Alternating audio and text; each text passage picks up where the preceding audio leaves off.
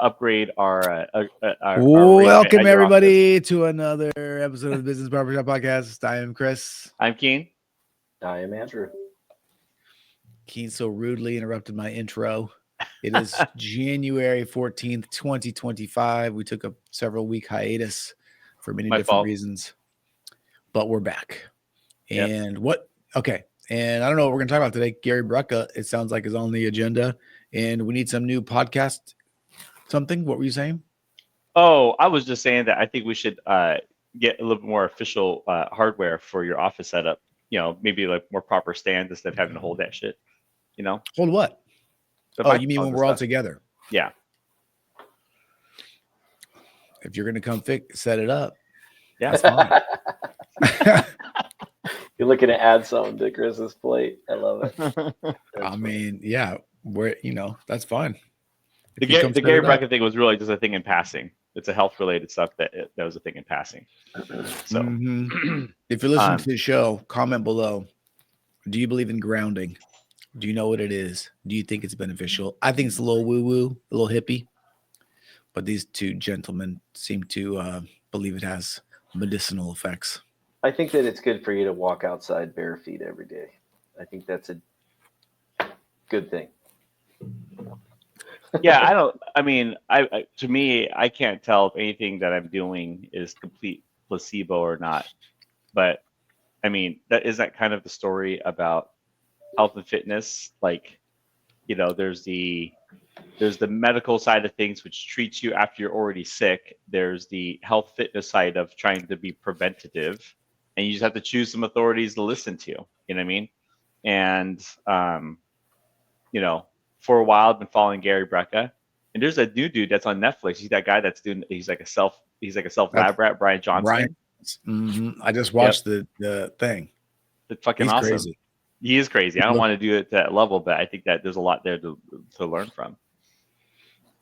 I don't want to spend 1/3 of my waking hours doing the shit that he's doing. He has like a 4-hour morning routine. Yeah. No, I don't think I'm down for a 4-hour morning routine, but I think I could try to accomplish 80-90% of that in an hour and a half. Yeah. That's you know. But so, you know, I was going to tell the history of Gary Brecka. You know, Andrew, I'm sure you probably know it because it's more associated with your field, right? Which one? He used to do. Yeah, no, it's directly associated with, you know, a kind of a pillar in the wealth management space. Yeah, he was an actuary. I mean, he was an actuary. So so explain what an actuary is, so everyone who doesn't know what an actuary is knows what you're talking about. So actuaries measure statistical probabilities of mortality. So given you know where you were born, where you live, how active you are, height, weight, blood panels. So they predict mortality. I mean, they run mathematical models based on your life and specific biometric data, and they measure probabilities of passing. And so they take into consideration all kinds of things: family history, you know, environment, the type of job you have, and then of course they do full medical panels, right? Like blood work and all of that. So that's what he did. Yeah, his whole job was to do nothing but predict how long people were going to live, and all the things he recommended. And then set insurance rates based on it. Right. Yes, it's the reason we have life insurance. Yeah, and so he just took a different approach into how he was giving advice to people about their health. It's like, well, instead of just reacting to what these metrics would say, how many of them could actually be influenced by a lifestyle of supplements, exercise, routines. On the front end, right? So instead of being, the idea was instead of being on the back end where you can't say anything or do anything to help, because once you get the data, actuaries don't come back and say, hey, make these lifestyle adjustments. All they do is set the rate, right? That's all they do is set the rates on the policies. So, so his idea was like, I don't like being in this position where I have this information, I can't do anything about it. So if I could be on the front end, then maybe I would be more in a preventative state where I could help people make good life choices. Yeah. And I'm proactive instead of reactive. Right. Yep. And grounding was first brought to my attention from a friend of mine who has always been on the forefront of like health awareness, like making recommendations to be of like better supplement companies, better places to make better quality vitamins, so forth. And he's the first one to bring up grounding. It did feel a little woo-woo to me, and I kind of eventually retired from doing it. But when Gary Brecka brought it back up, I'm like, okay. At one point, we just have to kind of follow an authority. You know, one of my business coach Rick says it all the time. Like, you just have to surrender to the process. And I felt so much, instead of trying to make these, you know, a million decisions in every category of our life, sometimes the most important thing to do is make one decision, the decision of the person you're going to follow, who is an authority, and then just trust the process. But then take some time to think about who that authority is going to be. And so, you know, I find myself at a crossroad because I watched that documentary of Professor Brian Johnson. He has that whole blueprint company. I'm sure that, you know, a lot of stuff he has is good to say too. So I'm interested in what he has to say. But for the most part, in the last couple of years, I've slowly been adopting more and more of what Gary Brecka has recommended. Yep. And there's a handful of people in the industry who are kind of anti Gary Brecka, who think that he just makes some shit up or whatever. I don't know. I've seen a lot of people kind of criticize his positions on stuff, but you know, seems like a healthy dude. His background seems to make a lot of sense. A lot of people do kind of vouch where he's at, you know, and I thought, you know, yeah, I'm just gonna, for now, I'm just taking him as my authority. He says to do it, and I do it. And so I'm using a grounding mat. Have you? Okay, so then, do you have the Eco Pro? I've not gotten that far yet. I do grounding in the morning. I got my bare feet on this rubber mat right now because it's fucking cold outside. Wait, does that count? I thought you had to be outside, like in the dirt.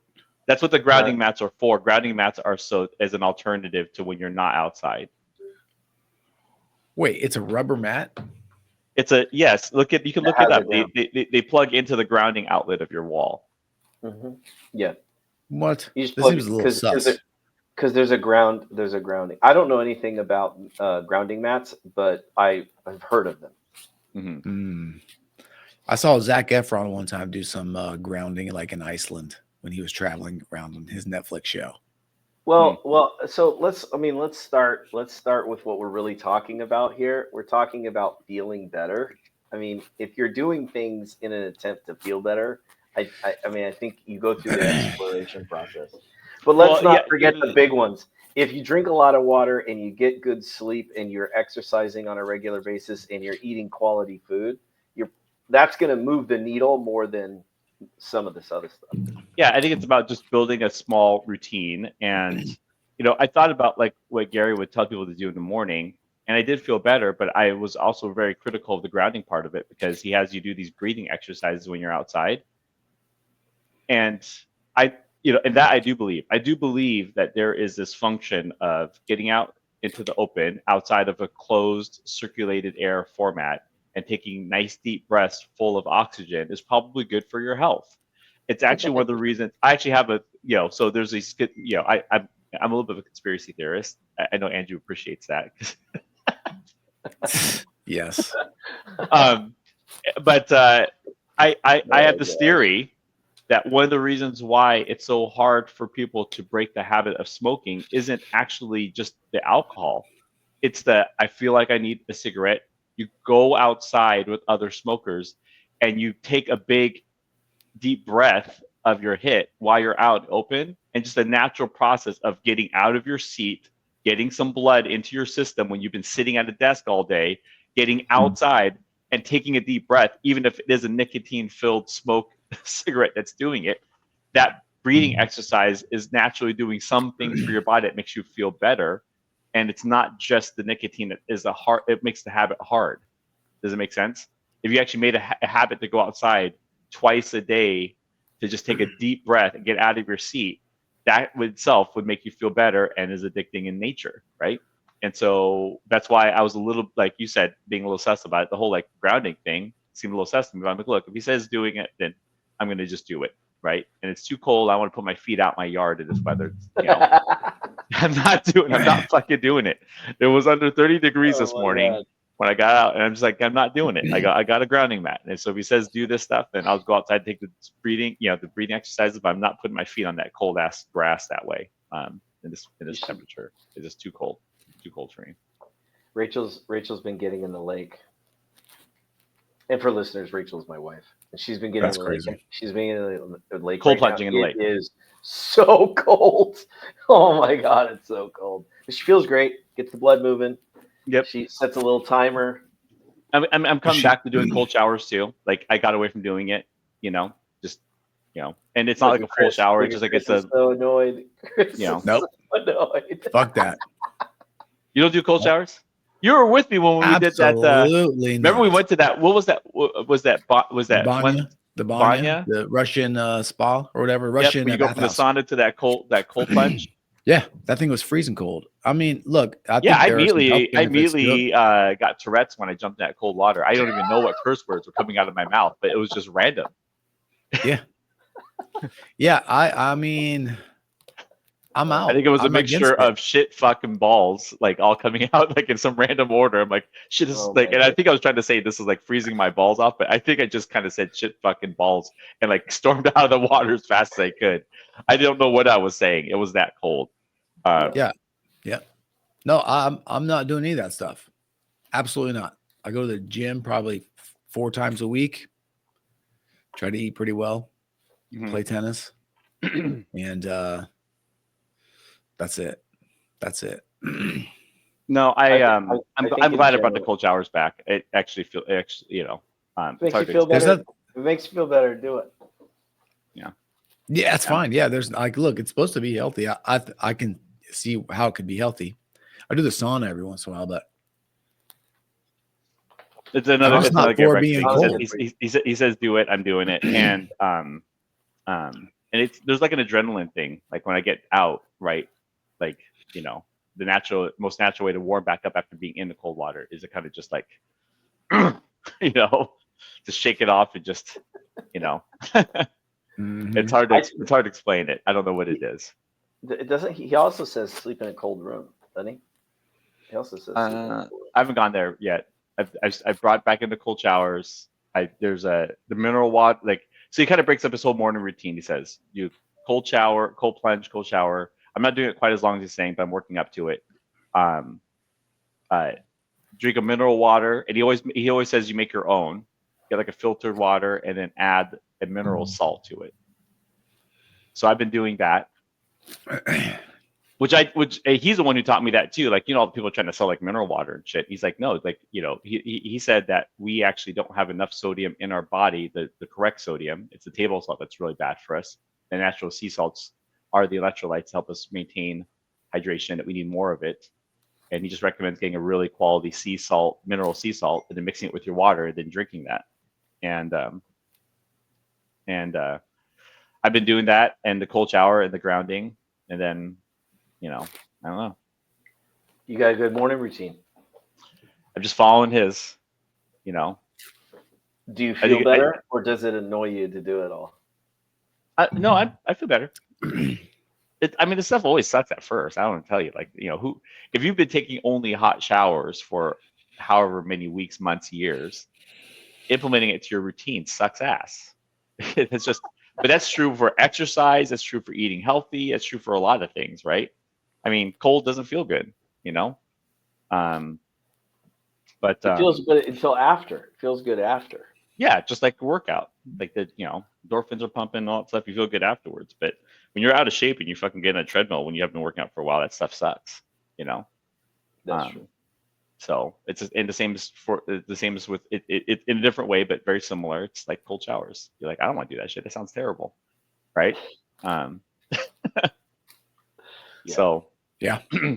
But at the same time, a lot of things that we like.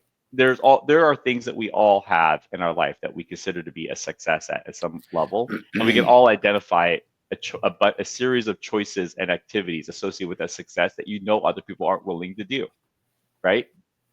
And there's something that's really inspirational about doing the thing and knowing you're going to do the thing that no one else is willing to do, and that's the exact reason why there's going to be a level of separation. I'm not trying to say that I'm going to kick everyone's ass because I take cold showers, but I definitely can identify exact activities I do at work where I'm like, oh, I know people aren't going to do this shit. And I know because I'm willing to do it, it's going to create, some form of success for me.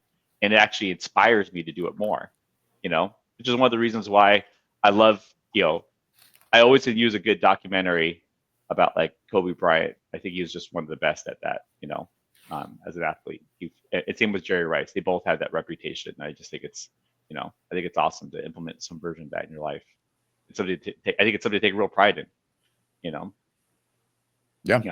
Because it's not something you're born with. It's just something you're willing to do. Other people aren't willing to do. And you either adopt that philosophy or you don't. Well, it takes practice. It's really good. It's easier. Really good book that talks about that. Talent is overrated. You ever read that book? I haven't read that book, but I live that life. I can literally outline everything I'm going to do in the investor developer space. I know my competition absolutely 100% will not do. And I will have success in that space because of it. And I know that they won't do the same thing. So yeah, there's a really good book on this particular subject. It's Talent is Overrated, and it just goes into the many hours that it profiles Tiger Woods and Wayne Gretzky and Jerry Rice and Mozart and it just profiles what all of these athletes, artists, personalities, figures in throughout history. And it just says like, oh well, it discounts the work when you say, oh well, those people are just blessed, right? It's like, well, that's putting the performance and the result on some other piece that doesn't properly place the work ethic and the grit that comes with it. So I feel like Jerry Rice and Kobe Bryant represent very much the same type of athlete, where there are guys that work hard and there's guys that have a lot of born natural talent, and they represent people who they definitely had enough natural talent to be a success in their sport. You can't do their sports without that natural born talent, but you can clearly identify a large group of people who physically were more talented than them. Oh, sure. Yeah. And everything that that they've earned is a skill and work ethic and endurance that was purely earned. But Jerry Rice, he wasn't a slow receiver. He was definitely faster than Steve Largent, but he was not Randy Moss, and he was not Calvin Johnson, right? He wasn't T.O. He wasn't as big. He wasn't as fast. A lot of people compare Kobe to Jordan, but I remember Gilbert Arenas made a really good comment. When you see Kobe looking like Jordan, we're talking about Jordan 2.0, the post-prime Jordan, the Jordan that already had won 3 championships, came back, and was still physically gifted, but was not the Air Jordan who was doing cradle and free throw dunks in the, like that version of Jordan was a physical specimen that Kobe was never in his career. And Kobe looks a lot like the Jordan in the later part of his career, his whole career, right? And I thought that was a really, really good point. But when you hear people talk about, there's these legends about the work ethic of Kobe Bryant, right? Like the Redeem Team. You guys seen that documentary? That's probably one of my favorite sports documentaries I've ever seen. If you guys have not seen it, watch the Redeem Team on Netflix. Not just if you love sports, just a solid inspiration of leadership, camaraderie, and doing what it takes to succeed and win. I thought it was a great documentary. I really, really enjoyed it. We're, by the way, we're 23 minutes in, and I really wanted today for us to talk about some 2025 predictions. What do you guys think about that? Okay, let's go. All right. Yeah. Keane, there was a specific subject that we had talked of, a few days ago. We said, hey, maybe we bring that up and talk about it. And when we were talking about podcast. Do you remember what that was? The general thought I had was predictions. I'd heard some other people do them in their podcasts, and I thought, I really feel like I have some things to say in that space. And so I wanted to touch on that topic.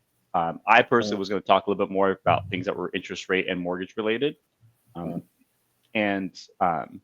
But I also really wanted to hear what both of you guys had to say in your respective places too. And so, if you want, I could start. Like a list of categories, or what? How are we doing this? Well, all business related industries that are going to do great. which one's going to not do as well, and also some general predictions of what's going to happen in specific industries. I know that a lot of our listeners listen to. A lot of people listen to me because they know I'm a real estate guy, so I'm going to talk a lot about that space too, specific to my point. But I thought we could also dabble in some of the other industries, and that's one of the reasons why I really wanted Andrew on the show to talk about it, because I felt like he would be able to give some real depth to some of those things, because he's always trying to do predictions and analysis in the marketplace, the general marketplace. Yeah, we're luffing the sails to catch the wind. Yep. If you want, I could start. You guys can think about some headlines on that topics to get into. Go for it. I'm about to. Yep. I'm looking something up for some inspiration. So okay, go for it. So I'm going to first do some interest rate ones. First, there is a correlation between short-term rates and long-term rates, but they are not exactly moving together. And any mortgage person in the world can have this conversation. I've seen one of my colleagues talk about it recently. It's been a hotter topic lately because the Fed cut rates, and on that same day, mortgage rates went up. So I'm just going to touch on it very lightly. There's a lot of data out there for it, but I do know that for a lot of people, this is something that does need to be said by a mortgage person. So this is any really strong mortgage professional can outline what I'm saying. The short-term rates are a controlled interest rate from the Fed to control the money that's being lent to other businesses from the government and from the Fed. And it's the Fed once a month meets and decides if they're going to move it. Okay. Mortgage interest rates are directly attached to the price of a mortgage bond. So when a mortgage bond goes up in value, the rates go down. And when the bond goes down in value, rates go up. And the traders of those bonds hedge those trades based off of information very similar to the way they look at everything that's related to the stock market. If you thought something, they were probably already 10 steps ahead of you. And they are very heavily driven on long-term inflation. So one's a short-term interest rate controlled by the Fed. The other one is long-term interest rates controlled by bond traders on Wall Street. And there's lots of reasons why bond traders will buy into the bonds to make the price go up. A lot of times they'll sell to make the price go down. Remember, when it goes up, rates go down. And vice versa, when bond price goes down, rates go up. They work opposite to each other. Do you have a prediction in here or what? There is. Yes. Yeah, I do What's have a prediction here. Are we going to have predictions? I have predictions for both interest rates. That's why. Yeah, so let's hear it. We're only going to have time for one prediction. You're going to give us your whole bond market analysis. No, it's going to be interest rates and real estate. Okay, so the short-term interest rates, I think, will cut somewhere between 1 to 1.5% this year, which is less than what they originally predicted, and also more in line with what they have recently talked about at the last Fed meeting. But the more important prediction that's associated with that is the reason why they are forecasting less interest rate reductions is because of how resilient the job market and inflation has been. And that leads to the bigger prediction, which is I believe that interest rates won't drop below 6% anytime this year. I think that will bounce between 6.25% to 7.25%. And we'll close out the year with an average rate almost identical to last year. Now, last year was an average rate, I think, slightly higher than the year before that. But technically, the highest rate we had seen was in October of 23. So I pay attention to things on a monthly basis, like whatever. October, November of 23 was absolute highest. That's when we're about 8%. But in 23, that only impacted the average rate for the entire year for that short window of time. So as a whole, people say, I thought rates were going to come down. Technically, they already have, because we got off of 8. But once we came off of 8, we've been floating in the 7-6 range. And it's going to bob up and down in that range. And I think that we're going to close out the year almost identical to we did in 24, which isn't ideal for a lot of mortgage people and not ideal for a lot of real estate people. But I do believe that's what's going to happen. Also, for the prediction of real estate, in general, most areas hit their floor sometime in 23. And we've had very slow 1 to 3% growth annually, depending on the location since then. And I believe that too will be the same, with a lot more emphasis in people have already started going down that pathway of house hacking into properties or trying to combine households. I think we'll continue to see that trend. There'll just be a lot. Basically, the easy way to predict what's going to happen in 25 is to predict what happened in 24 for the general real estate market. For real estate investors, that doesn't change the fact that this is the year that every municipality is updating their ADU, a multifamily code. And if the property you're buying has an immense amount of development upside to it, even with a 2 to 3% growth projection, if you're buying the right ones and doing the right plan, you still can make a lot of money. But the general buy and hold market is not a great market to invest in real estate. I think that if you're not in the value add space, it's probably not the best place to park your money. Okay, perfect. There you go. Is that good enough? Was I fast enough? Let's do some fun predictions. Okay. I have a whole list of ones here that they did on the All In podcast that I think will be fun. Number one, and this is we actually are strangely far enough into the year that some of these things we already can predict them with accuracy. You'll see what I'm talking about. But number one, biggest political winner of 2025. What is your prediction for the biggest political winner of 2025? I'm still absorbing who the winners are, what already happened. Yeah, but you got to make a prediction. This is a prediction show. Well, so you're going to be making it. Okay, the whole point is you don't have any data. Yeah. You have to make a guess. Well, if you're going to bring the topic, you give the first opinion. I'll go. Yeah, I know who it's going to be. It's not a season of midterms, so it's got to be Trump taking the White House. No. It's not. No, you're looking backward.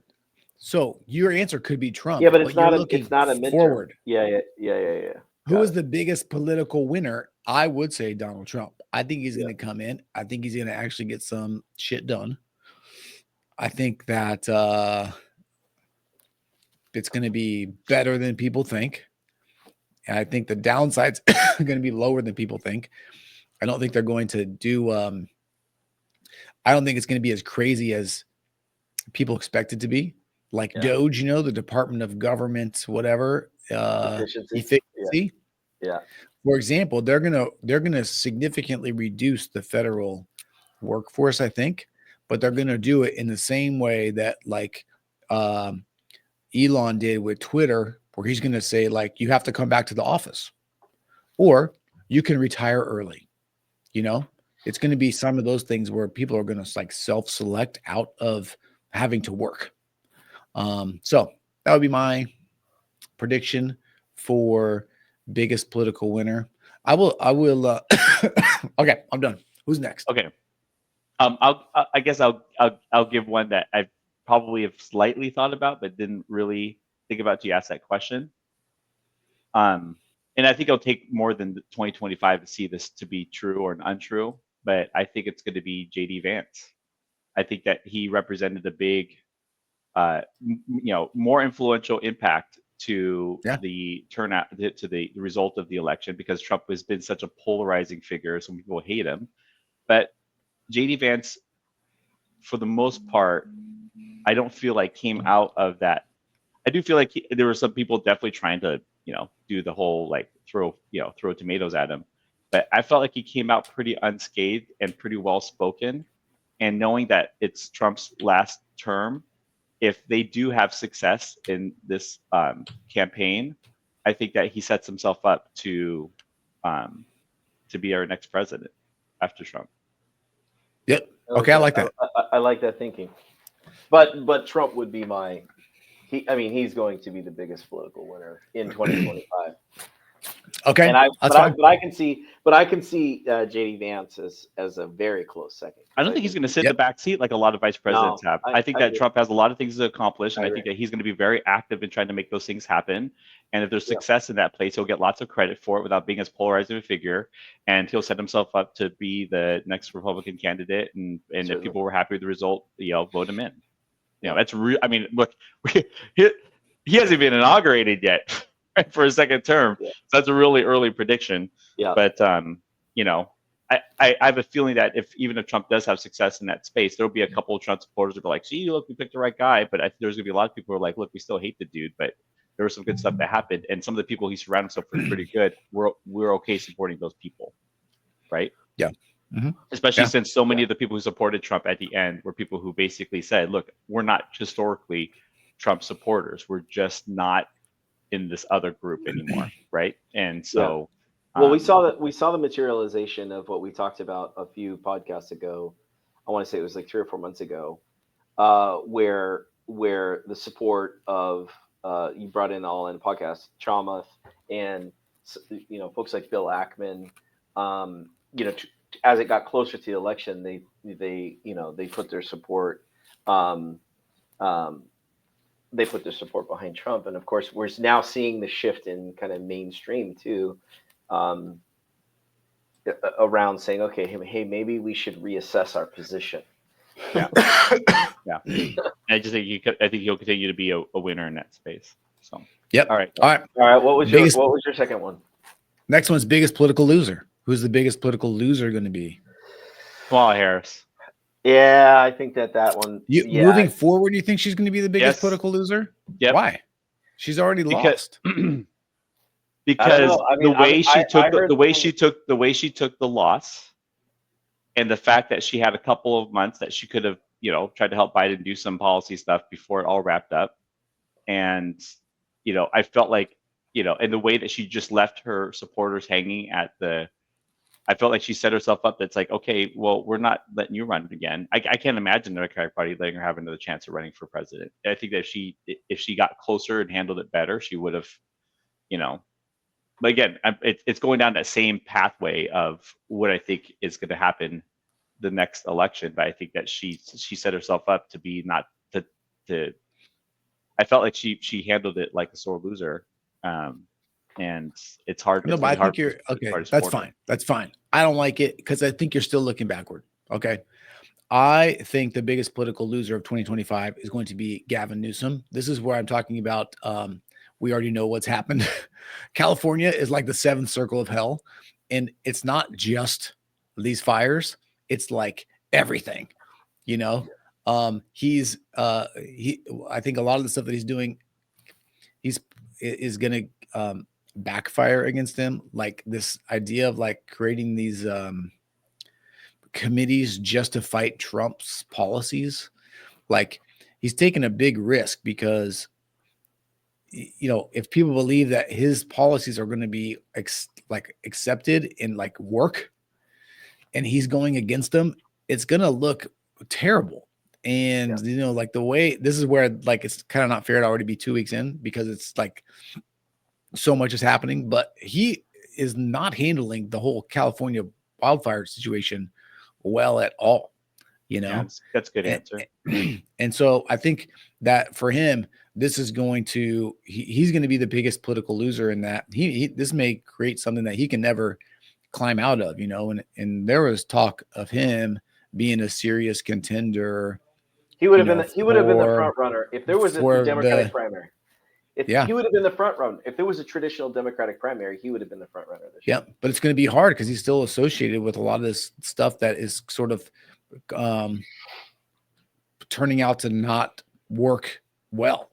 Some of this DEI stuff, obviously the bill, where you're decriminalizing theft and stuff like that. Like all this stuff is really like not working out well for him. And I think that this still could 2022 at this point. Yeah. Well, I mean, there's already. What do you mean? That just got turned over in this last election. I mean, they just.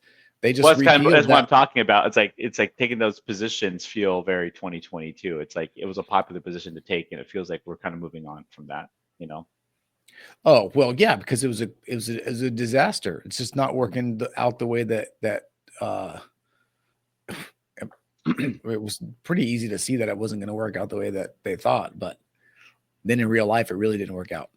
Yeah. But like you see, like San Francisco's leadership is turning over, LA's leadership is turning over, all these places where these things were sort of like bought into. It's just been an absolute dumpster fire, and they're reworking it essentially. So, all right, Andrew, about you? Andrew, on a global stage, I think it has to be probably Zelensky. Okay. Yep. Because I see the patience for what's happening in the Ukraine waning, and I think there will be a peaceful resolution there in very short order, and I don't think it will be good. You think Zelensky is the political loser, not Putin? No. Yeah. No, I think Interesting. no, because I don't think no, and I don't mean, by the way, I think that they're just going to negotiate a settlement of occupied territory. Because I I don't would see have the thought that might be scoring considered a using- political loss for Putin. No, No? if he keeps the land. Or there's a He's gonna get- he gives all the land back and says you're not joining NATO. Correct. He's going to win. Right. So Putin is going to get what he wants in Yeah. this particular case. He'll give it all back and just say you can't join NATO. I mean, agree. that's ultimately what. But that's not a win for Zelensky, and I don't think that. I would only think the only version of a pure win for Putin would have been he takes Kyiv into part of his territory, Chernobyl, and also they never joined NATO. That would take all three of those. No, I don't. He didn't start this conflict. And the area that's down by the. He didn't start this conflict to acquire new land. He started this conflict because Ukraine was trying to join NATO and it was about to happen. And he was like, this is not happening. You are not going to have NATO countries surrounding my country. That's like where this whole thing started. Yeah. That's why this huge controversy over Biden like poo-pooing this deal that was actually going to happen that would have stopped this whole thing. So he like for Putin to win is not acquisition necessarily. No. He just doesn't want NATO around his country. I mean, he's been pretty clear about that from day one. That this is like a red line that we're not going there. You know. Yeah. So the only way he could do that was, I guess, kind Under of that position, I would agree with that sentiment, then for sure. Yeah. So I thought it'd be good for us to do some predictions on industries. I think one of the things I really want to hear is your guys' opinions, both of you, on what like winners and losers and industries to come up. We will. Why are you trying to jump the gun? Why are you trying to jump the gun? Just, jeez, guys, jeez. Let's go. Goodness gracious. So, okay, that's fine. So the next one, and you can take this with industry.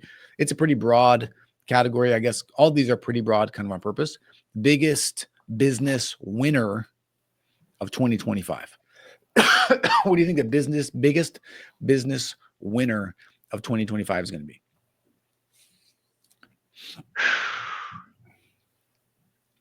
I was just having this conversation this morning.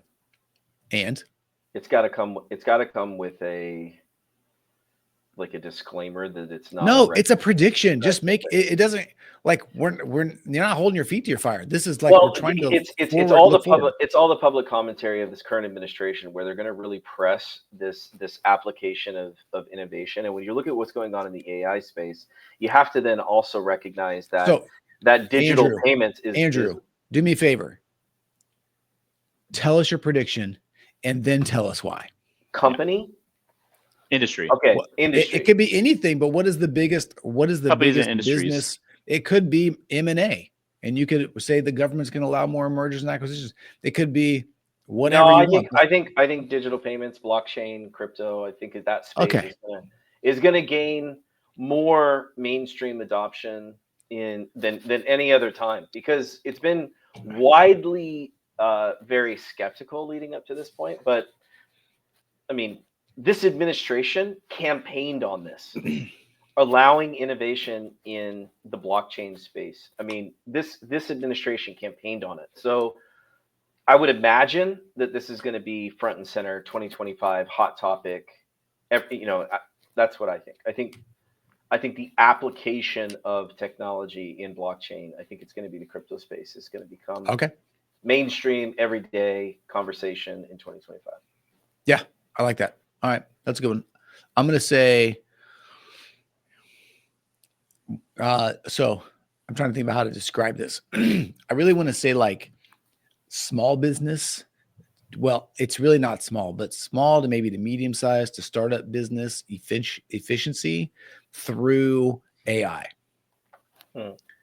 Like I've been messing around with some chat GPT stuff. And here's my other, I'll predict this next, because we're going to have business losers next. Okay. But I have been messing around with this stuff a little bit, and it is crazy. The stuff that you can put together, like the knowledge bases that you can build. And the next thing I think that's going to really come out this year are going to be these like AI agents. Yeah. I think it's going to be become so much easier to create these agents where you can basically have them handle specific tasks in a row, where you might have 5 agents in a row that can do one entire sequence of things very seamlessly and very well every single time, and they will get better as more information is fed into them. And I think that it's really just going to open up really like a strategic advantage and again, sort of an efficiency level that we haven't really contemplated yet, because there's just like, it's still very new and everybody's kind of figuring it out. But man, there's a lot there. Like, I'll give you a perfect example. I have been creating this basically this like estate planning GPT. It doesn't scour the web at all. It's only built on information that I have given it. So I have like the pro GPT plan or whatever.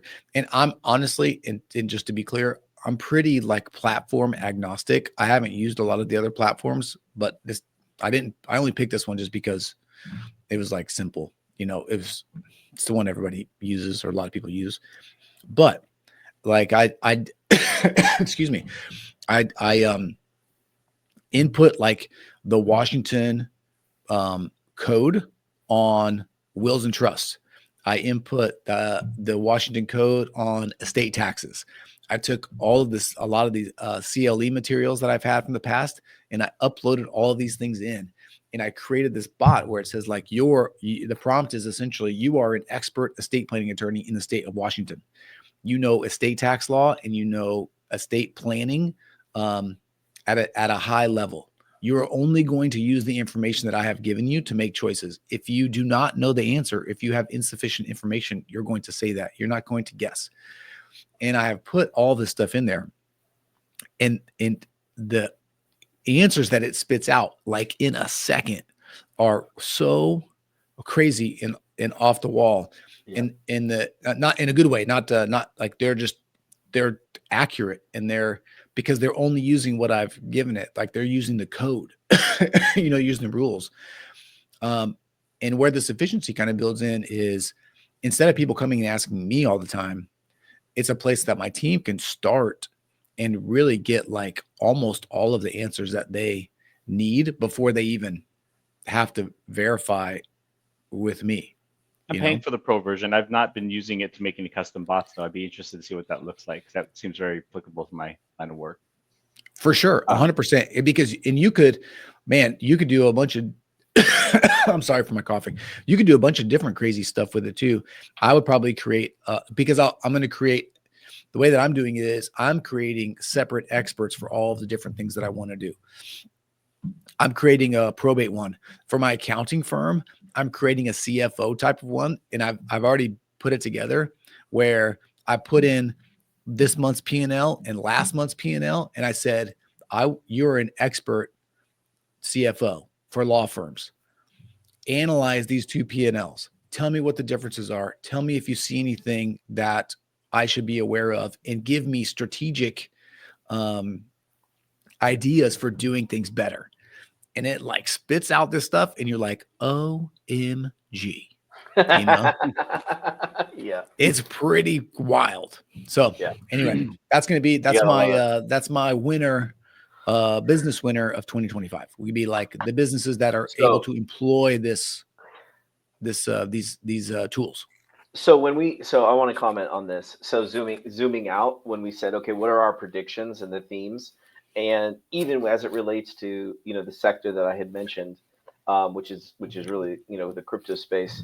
The theme, though, is going to be the application of innovation, because that tied in really Q4 last year. It started in Q3, but now we're getting now the application of all of the innovation that we've seen over the last 3 years. We're now starting to see it materialize in business solutions, to your point, Chris. And so more and more people are starting to realize how effective these things can be. And I think that there's just going to be mass adoption. And the implementation, a lot of the innovation that has taken place over the last few years, I think is going to be front and center. We're going to see it in mass in 2025. So this isn't stock advice. There's my disclaimer. I'm going to be a little bit even more specific. I think that one of the winners for 2025 will be Google. To kind of piggyback a little bit on what they talked about on All In podcast, they mentioned how much more advanced their deep AI, how Gemini is versus their competition. And this is gonna kind of counter to the look. I'm not as tech savvy as those guys are. What I do know is Apple did a really good job of pulling me into their world. I operated anti-iPhone, but pro smartphone the first couple of years that smartphones got really big, because I just knew that once you get into their family of products, it's like, okay, now then do this product, now do this product, now do this product, right? And they've been riding high on their OS being just the world-class standard for mobile devices, which is our main form of media intake and communication with the world. And they just seem to be way too behind when it comes to AI. And I think that that's going to play a bigger role in how people decide. So I think that Google ends up winning in a twofold as they start to, show their strength versus their competitors in the AI space. That as that translates into their mobile devices, they'll be able to pick up ground in multiple different sectors. And I think that the company is going to do really well because of it. For the first time, I'm thinking about going back to an Android phone, because I think Siri's a fucking idiot. She's a fucking dumb shit. She's a dumb shit. I cannot handle the dictation. It's like, look, if there's any form of AI, and look, I'm doing the beta Apple Intelligence. It's like, if I'm implementing you into all the other apps, then when I'm giving you the voice dictation of a voice text response, and if the thing that you put out doesn't make any damn sense, your AI is supposed to catch it. And I just see the two so far apart in that space. It's one thing if I thought that it's like, oh, you're a clear leader. But when I see that the clear leader is competing with another company that is like dominating that industry, who in that specific category, AI, I feel like they're the worst, right? As a consumer interface, do I think that they're going to take over Apple as being the main dominant force? No, but I think they're going to gain market share. And I think that they're going to gain market share in multiple different industries associated with their AI. So I think they're going to have a great year. Well, I think I think specifically that's that whole Willow, that quantum chip stuff that they've done is really groundbreaking. I mean, we can't even. I mean, they don't know how the chip is actually solving these, problems as quickly as it is. So, yeah, I think they could win this year. But again, this is the application of the innovation, right? So it's a very specific pick based off of that. I would say aligns with what you guys are saying. Mm-hmm. Yeah, these are predictions, so they're fine. You don't even have to give a disclaimer because it's a prediction. Right. You're not giving analysis on something that's happened. You're certainly not telling people to do stuff. All right, who's the biggest business loser of 2025? You write one. Yeah, it also piggies back to what they talked about in their predictions. But again, very specific. I've seen it in specific industries. The software companies who have these enterprise class-based, this is the way it's always been type platforms. That definitely is true in the world of mortgage, in the mortgage world, right? Like, our software that we use sucks, and and the chance to everyone's been trying to disrupt it, but it's got its web so deep into this industry that's so convoluted and has so many issues and compliance. It's a really big beast to tackle if you don't have something powerful like AI behind you to kind of recreate it. I also see the exact same problem in the medical field, in healthcare. And I feel like those are two industries specifically that can go through some massive changes because they've been so reliant on these kind of old, archaic enterprise type software. And, and I think that there's a lot of disruption to happen in that space. And I think that there's going to be a lot of people get pushed out because of it. All right. Love it. Okay, Andrew, you got one? I have two. Actually, I'm gonna. I think it could be a year early, but I think it's coming if it's 2025 or 2026. But I think autonomous driving is going to eliminate there's like the entire Okay. driver rideshare space is going to. I mean, I read. Okay, so in 2008, when there was mass unemployment, I think we lost 10, 12 million jobs or something like that. There's currently that many driving jobs in the U.S. Last I saw, there's 10 or 12 million driving jobs, and I think it takes a few years, obviously, for these things to take hold. But I mean, we at least have to acknowledge that it's coming. Yeah, Autonomous driving is coming, and if that happens in 2025 or 2026, maybe it's a year early. But I think the biggest loser is the contractor that's driving for a living. I think that space is going to get absorbed by autonomous driving. Mm-hmm. Have you ever seen one of those Waymo cars with no drivers in it? Yeah, they're pretty common in Scottsdale. I saw quite a few of them in Arizona. Yeah, Phoenix and San Francisco, I think, is where they're the two areas where they've really like been put into service. But yeah, they're pretty cool. And given how many they're testing and the kind of the size of the fleets now, you'd think you'd be hearing about a lot more incidents or accidents and things like that. But it doesn't even make the news. I mean, there's very little coverage of any negative. Because there's just not a lot of. There's not a lot of bad press, and there's not a lot of accidents. Well, there's no accidents related to the self-driving cars. It's always human error that collides with a self-driving car, which is where the problems occur, like 99.99999% of the time. Yeah. That's where you have the problems. I like that. I think it might be a little early, but I think it's probably a year early, but I'm going with it with 20. Yeah, I like it. That's a good move. Okay, I have two big business losers. One is I guess I'm hopeful for, and one will be my actual prediction. The one that I'm hopeful for, 2025 biggest business losers would be like all private defense contractors. Okay.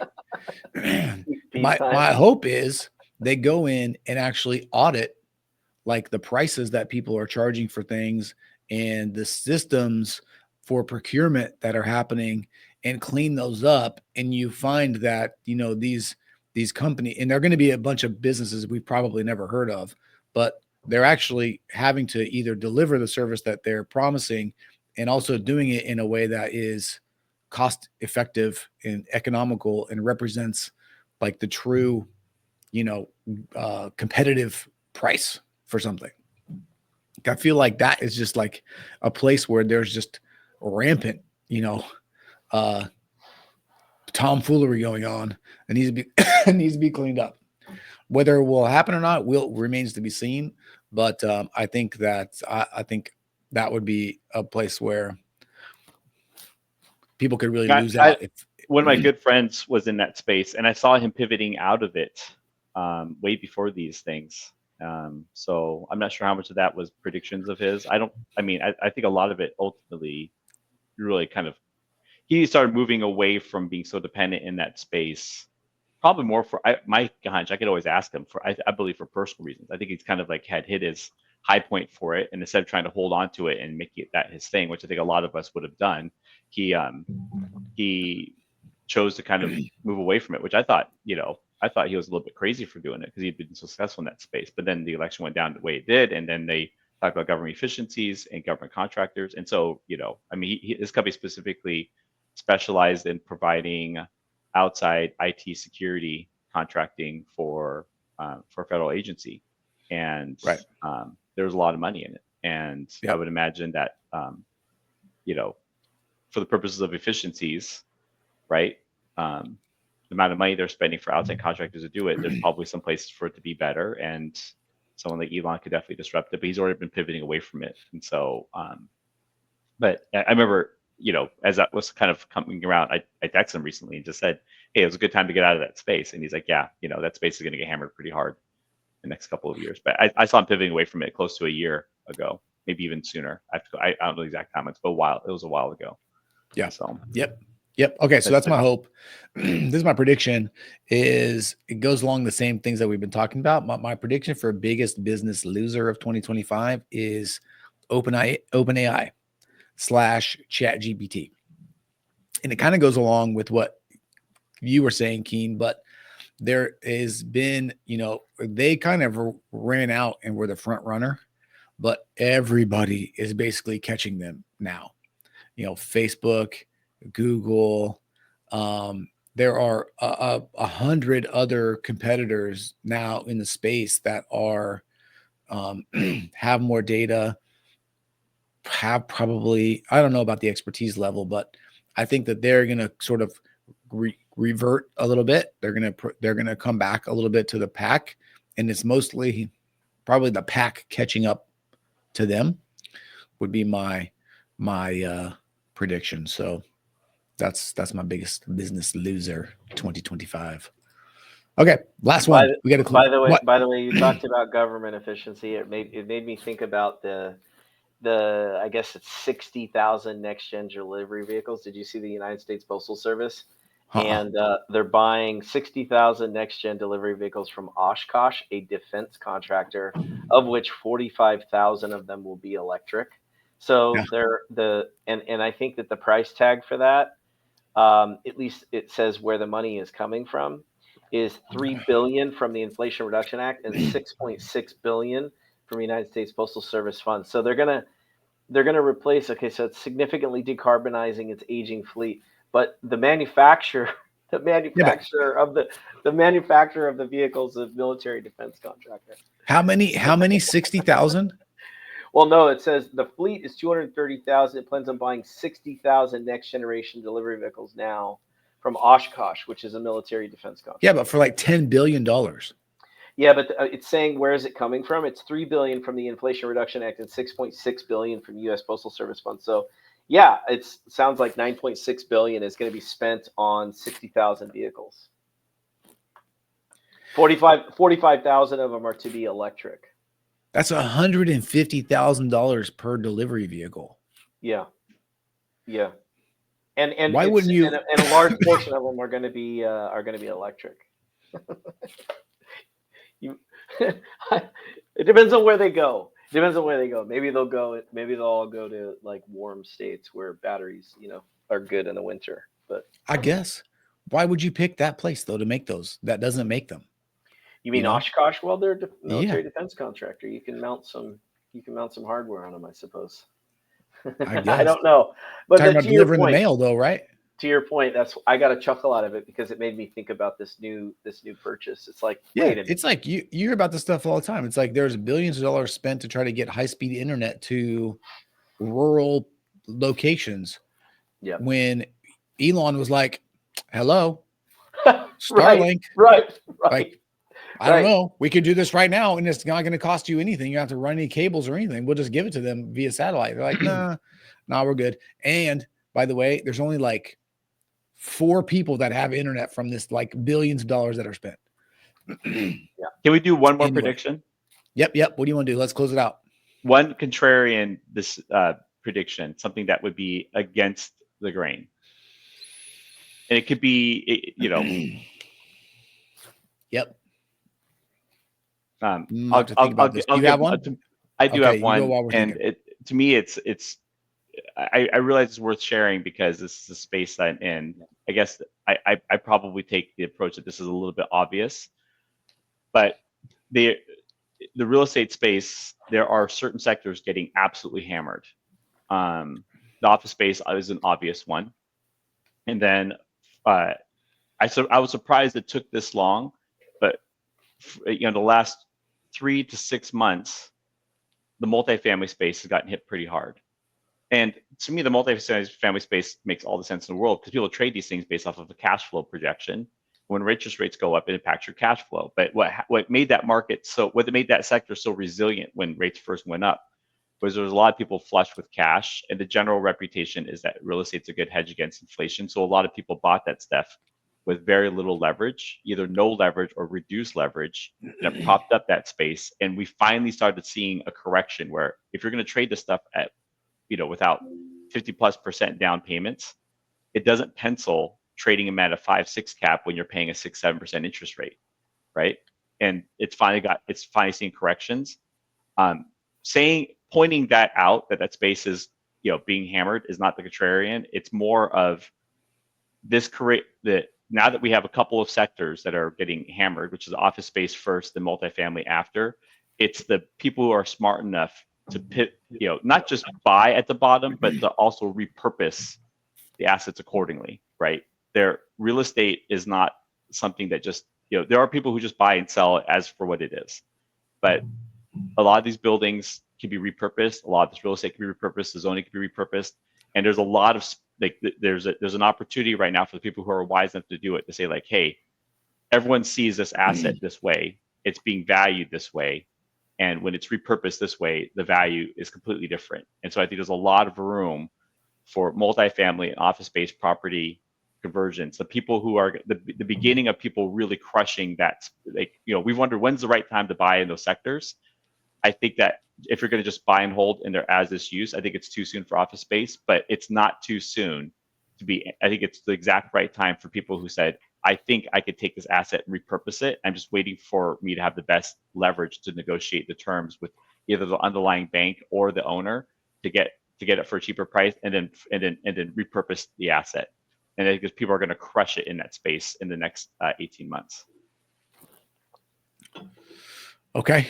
I saw that in COVID, by the way. There's a lot of people, when hospitality first was falling off, they were looking at what properties are hotel motel use who are also zoned for multifamily, and then repurpose those into multifamily with the low interest rates. And they made huge margins on these hotel to multifamily conversions. Now multifamily is getting hammered, right? So there's rooms for those that get repurposed, right? Including the office space. I think the office space that we converted to something else, right? But I think that repurposed real estate, people are going to do really, really well in the next couple of years if they know what they're doing. Okay. Yeah. Well, it's the highest and best use argument, right? So, that seems to be a trend. Yeah. What's your contrarian view, Andrew? I think that with all the excitement and innovation and in AI and all the crypto, I expect that there are going to be like really good, very profitable companies to just get forgotten about, right? Like, I feel like the blue chips or energy companies, I think that those companies are just going to get kind of forgotten in all of the hype around innovation and tech. I still don't think that we've seen kind of the blow off, and I mean, there are some companies in the AI space that have insane valuations. Time will tell whether those valuations are justified. But there are really good companies that are extremely profitable that have very low debt. And I think that a lot of those sectors, namely energy, are just gonna, and like utilities and energy, are going to be kind of forgotten. And so I think, for example, if you go back and you look at like the first 3 years of Biden's Biden administration when he took office, if you look at the first 24 months, and then you even expanded to 36 months, the best performing asset class was energy. We're like oil stocks, and you would have never predicted that. And so even though this current administration, I think, has kind of favorable outlook on energy independence, I think it's entirely possible that I wouldn't call it a loser. I just don't think that I think that they're going to get lost in the shuffle. And I think the theme and the thesis of big profitable companies, I mean, if you're not innovating, I just don't think it's going to be attractive, right? So I think people are going to overlook. In general, I think people are really going to overlook investments in really quality companies that pay great money, because there's so much innovation happening, and people are going to want to be a part of that, right? To your point, that the stuff that they're doing with Google and Willow and all that stuff, I think, is going to be very enticing. And so when you're looking at making, investments on a regular basis, like, we're going to go with the stuff that kind of tried and true, that pays consistent dividend, has consistent profit. You're going to do something where it's more exciting, that you like talking about, that you like tracking and following. And so I think, I think energy is going to be the biggest. Energy utilities will be the biggest loser in 25. That doesn't mean that I think they're going to lose money. I just don't think that they're going to catch the hype train. Yeah. All right. Mine's kind of a little, I don't know, not probably a place that I normally would go. I think Bob Ferguson, he's the new governor of Washington, Yes. is going to bring the state of Washington more to the center politically and economically than it's ever been in like the last 20 years. That's my contrarian view. That's a very optimistic view. I've already read. Say it one more time. Say it one more time. Like maybe more detail. What you think? I think Democrats are going to hate Bob Ferguson by the end of this year. Interesting. I think they're going to think that he is going against what their core values are, and what I mean by that is I don't mean that he's going like far right. He's just pulling. He's going to pull back to the center, and it's just like some of the things that I've already seen. And this is just like news articles that I've read because I'm not in any way versed in Washington politics at 0%. But like one of the things that he's talking about doing already is making budget cuts, which for the Democrats is just already blasphemy. They can't believe that he's doing this. Talking about walking back taxes on the ultra wealthy in some ways. And so I think what that represents is a sort of a physical soundness and responsibility or focus that and also he's the former attorney general. So I think he's just a little more pragmatic than maybe someone that's just doesn't have that background. I'm just guessing. This is why it's a prediction, but I think people are not going to be super happy with him because he's going to pull Washington State back to the center a little bit more. Can I make one more prediction? Yeah. I didn't want to make this my first one because it's I don't think it's going to be a banger of a contradiction. I think it made me think of it. I did think about this and it made me think it was worth bringing up because of what Andrew said earlier. I don't think it's necessarily going to be the number one sector, but I do think it's something that's going to get overlooked because it's going to get lost in everyone else's space. The regional banking sector got absolutely hammered 2 years ago, and it's not going to come up and be like a banging industry in 25. I don't believe that's going to happen. But what I do believe is that at first the entire sector was pulled down pretty heavily, and the leaders of these companies are at the position that they are now, that they've already seen the worst of it. And if they know they're going to be fine, they're going to be fine. And the reason why that's important is because whenever there's a crunch in the market where that sector gets hammered, there's consolidation. That's just part of the banking sector. When there's contraction, there's consolidation and there's mergers. And there's going to be a handful of regional banks that were not over leveraged, managed their books pretty well, got pulled down with everyone else, but have solid enough books that they're going to survive just fine. And if there's a handful of them that when they make the right acquisitions are going to not just make profits for 25, but are really setting themselves up for years to come. It reminds me a lot of like the big bank consolidations that happened in the subprime meltdown. I believe there's going to be a lot of that in the regional banking sector, and there, people are licking their wounds, but there's going to be a handful of them that have made some really smart consolidations and are going to set themselves up really, really well to dominate that regional banking space in the next couple of years. Okay. Love it. Let's wrap it up. Got shit to do. Yeah. All right. Let's get it. Good show, right. guys. This is another episode of the Business Barbershop Podcast. I'm Chris. I'm Keane. I'm Andrew. We'll see you next week, hopefully. Yeah, Peace. Sure. See you guys later.